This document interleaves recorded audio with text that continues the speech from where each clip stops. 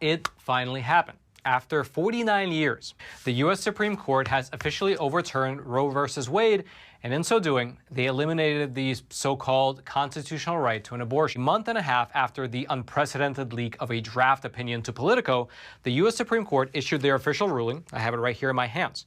And in this majority opinion, which was written by Justice Samuel Alito, the Supreme Court formally overturned both Roe v. Wade, which initially recognized a so-called right to abortion, as well as another case called Planned Parenthood versus Casey.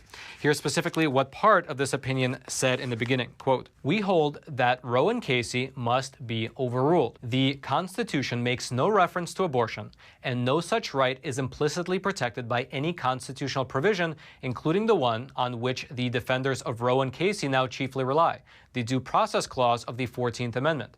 That provision has been held to guarantee some rights that are not mentioned in the Constitution, but any such right must be quote-unquote deeply rooted in this nation's history and tradition, and implicit in the concept of ordered liberty.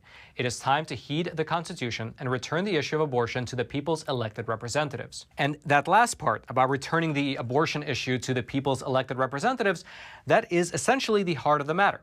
Because in a certain sense, this case is not about whether abortion is moral or not, but rather it was always about whether the U.S. Constitution contains an implicit right for a person to get an abortion, which the justices determined is not the case.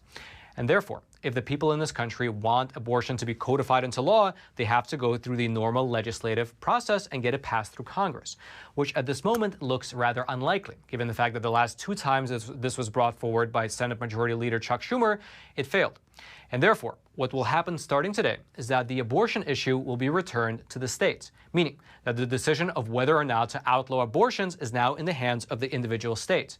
And we're already seeing the effects of this change playing out.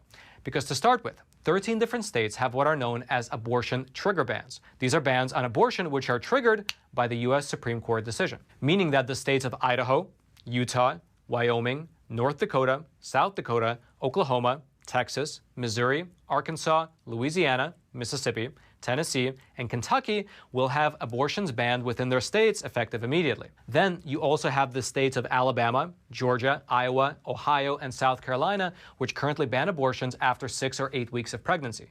These bans, which were previously legally questionable, are now in full effect.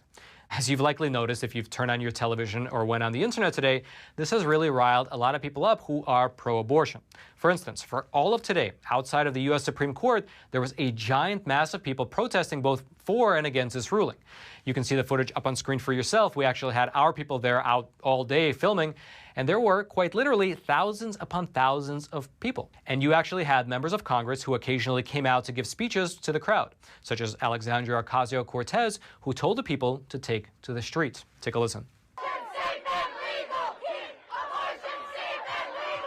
We are here for a reason.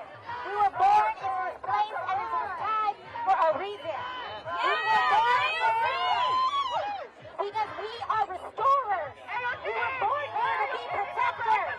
We were put on this earth to make a better future and turn the ship around. Into the streets! Into the streets! Into the streets! Into the streets! Now, what she actually said echoes some of the flyers that we've been seeing around Washington, D.C. for the past several days now. You can see one of the flyers up on screen for yourself. They come from a militant group called Jane's Revenge.